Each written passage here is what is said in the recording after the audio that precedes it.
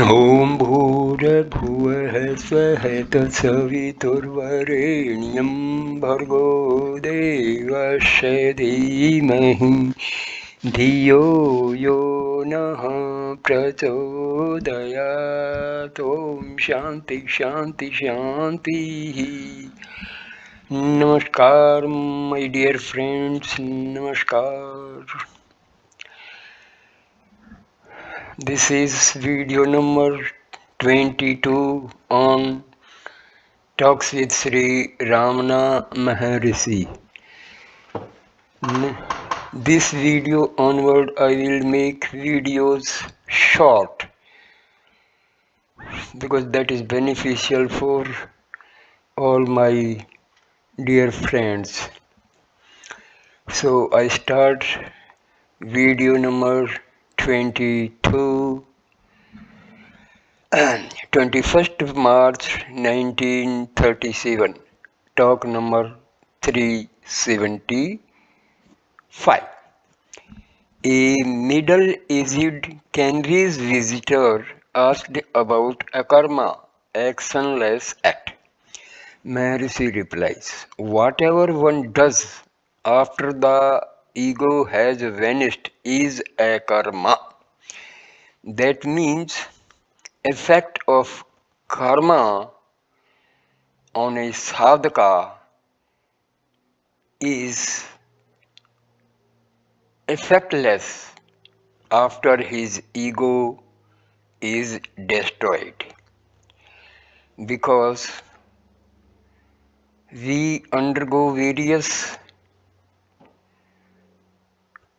rewards or punishment due to our good or bad karma under ego. After this ego is destroyed, effect of these karmas is not imposed on the sadhaka. This is a very important point. Talk number 376. A learned Telugu visitor who had composed a song in praise of Sri Bhagwan read it out, placed it at his feet and saluted. After a time he asked for Upadesha. Maharshi replies, the Upadesha is contained in Upadesha Saram. Devotee, but oral and personal instruction is valuable. Maharshi, if there be anything new and hitherto unknown, Upadesha will be appropriate. Here it happens to be stilling the mind and remaining free from thoughts. Devotee, it looks impossible. Maharshi, but it is precisely the pristine and eternal state of all. Devotee, it is not perceived in our everyday active life. Maharshi, everyday life is not divorced from the eternal state, so long as the daily life is imagined to be different from the spiritual life. These difficulties arise. If the spiritual life is rightly understood, the active life will be found to be not different from it.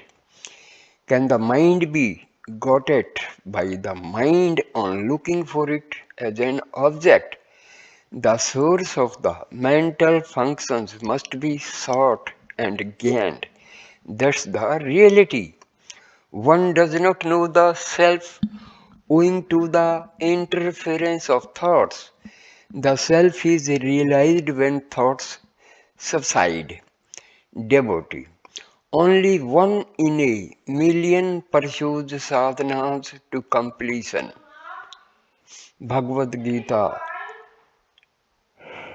chapter 7, stanza 3. Maharshi, whenever,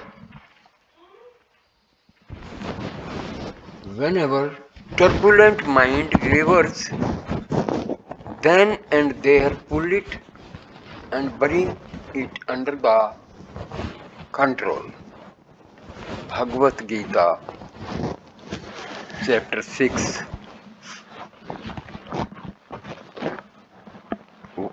stanza 26. Seeing the mind with the mind, manasa mana alokaya. So proclaim the Upanishads. Devotee, is the mind an upadhi, limiting adjunct? Maharshi, yes. 22nd March 1937, talk number 377. A middle-aged Andhra visitor, a man is said to be divine.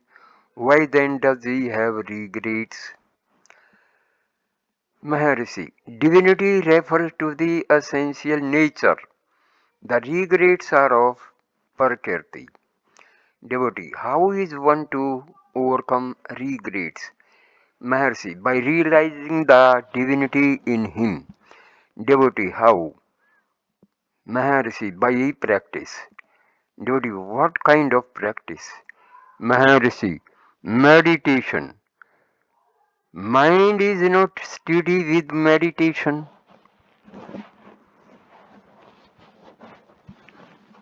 It will be alright by practice. Devotee, how is the mind to be steadied? Mercy, by strengthening it. Devotee, how it strengthen it? How to strengthen it? Mercy, it grows strong by satsanga, the company of the wise. Devotee, shall we add prayers, etc.? Maharshi, yes. Devotee,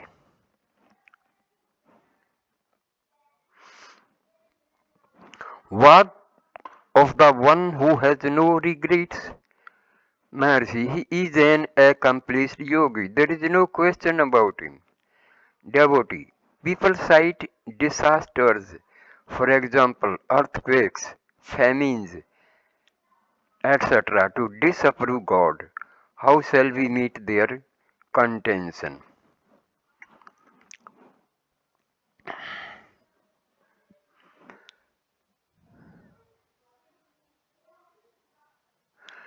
Maharshi, where from have they come?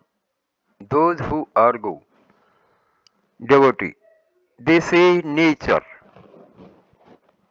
Maharshi, some call it nature, others God. Devotee, are we to keep anything against a rainy day or to live a precarious life for spiritual attainments? Mercy, God looks after everything.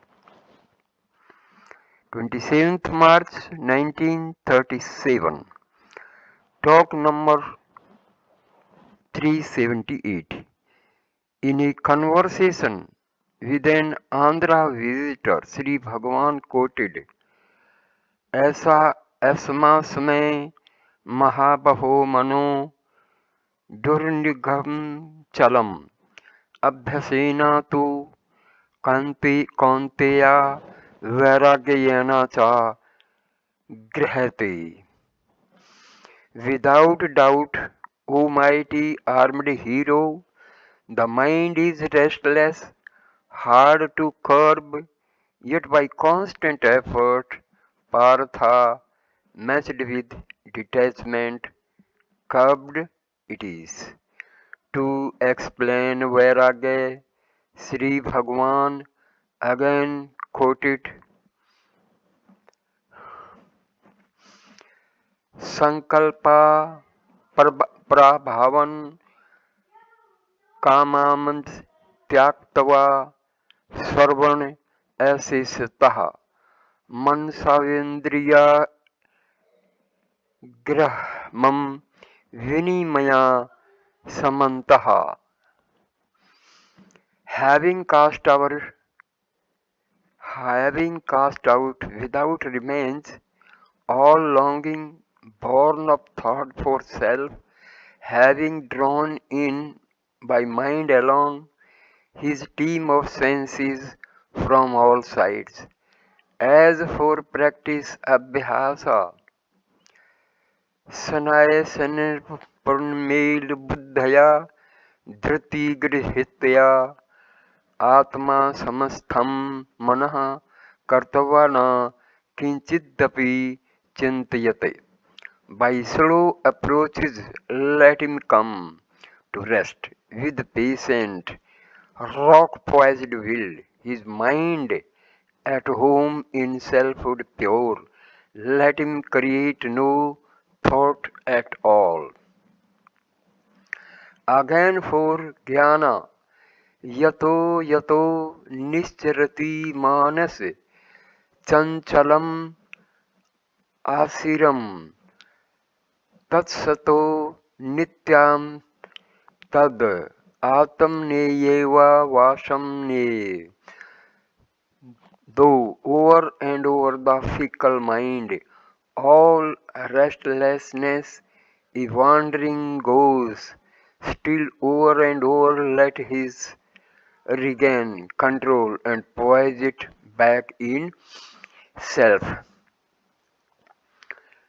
2nd April 1937, Talk 379. One Tirumalpad of Nilambar, a Malayali gentleman, asked Sri Bhagwan for an explanation of Atma Vidya, knowledge of the self. Maharshi replied. Sri Bhagwan explained this short piece of 5 stanzas as follows. Chidambaram is the famous place of pilgrimage associated with Nandanar, who sang the Atam Vidya is most difficult of attainment. Muruganar, a long-standing devotee of Sri Bhagavan, began, however, that Atam Vidya is the easiest of attainments. Aye ati sulabham is the burden of the song. Ati sulabham is the burden of the song. In explanation of this extraordinary statement, he argued that Atma, being the self, is externally obvious even to the least of men. The original statement and the subsequent reasoning are incompatible because there need be no attainment if the self is the substratum of all selves and so obvious too. Naturally, he could not pursue the theme further and laid the first 4 lines composed by him before Sri Bhagwan for completion. Sri Bhagwan admitted the truth of the disciple's statement and pointed out why the self, though obvious, is yet hidden. It is the wrong identity of the self with the body, etc. Devotee, how did the wrong identity arise? Maharshi, due to thoughts. If these thoughts are put an end to, the real self should shine forth of itself. Devotee, how are these thoughts to be ended? Maharshi, find out their basis. All of them are strung on the single I thought. Quell it. All others are quest. Moreover, there is no use knowing all except the self. If the self is known, all others become known. Hence is self-realization the primary and sole duty of man. Devotee, how to quell the I thought? Maharshi, if its source is thought, it does not arise and thus it is quelled. Devotee, where and how to find it? Maharshi, It is in fact the consciousness which enables the individuals to function in different ways. Pure consciousness is the self. All that is required to realize the self is to be still. Devotee, what can be easier than that? Maharshi, so Atma Vidya is the easiest of attainment. Talk 380. A European gentleman asked, how do you answer the questions, who are you? Mercy, ask yourself the question, who am I? Devotee, please tell me how you have found it. I shall not be able to find it myself. The I is the result of biological forces. It results in silence. I want to know how the master finds it. Maharshi, is it found only by logic? The scientific analysis is due to intellect. Devotee, according to J.C. Bose, nature does not make any difference between a worm and a man. Mercy, what is nature? Devotee, it is that which exists. Mercy, how do you know the existence? Devotee, by my senses. Mercy, my implies your existence, but you are speaking of another's existence. You must exist to speak of my senses. There cannot be my without I. Devotee, I am a poor creature. I am a poor creature. I come to ask you, great master that you are, what this existence is. There is no special significance in the word existence. He exists, I exist, and others exist. What of that? Maharshi, the existence of anyone posited shows your own existence. Existence is your nature. Devotee, there is nothing strange in anything existing. Bhagwan. Maharshi, how do you know its existence rather than your own existence? Devotee, what is new in the existence of anything? I take up your book and read there that the one question one should ask oneself is, who am I?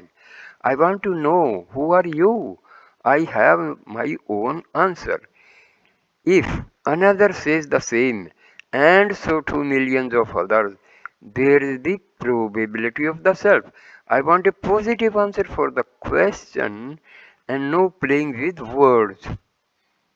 Mercy, in this way, you are in the region of probabilities at the best. Devotee, yes, there are no certainties. Even God cannot be proved to be absolute certainty. Mercy, leave God alone for the time being. What of yourself? Devotee, I want confirmation of the self. Mercy, you seek the confirmation from others. Each one, though addressed as you, styles himself I. The confirmation is only from I. There is no you at all. All are comprised in I. The other can be known only when the self is posited. The others do not exist without the subject. Devotee, again this is nothing new.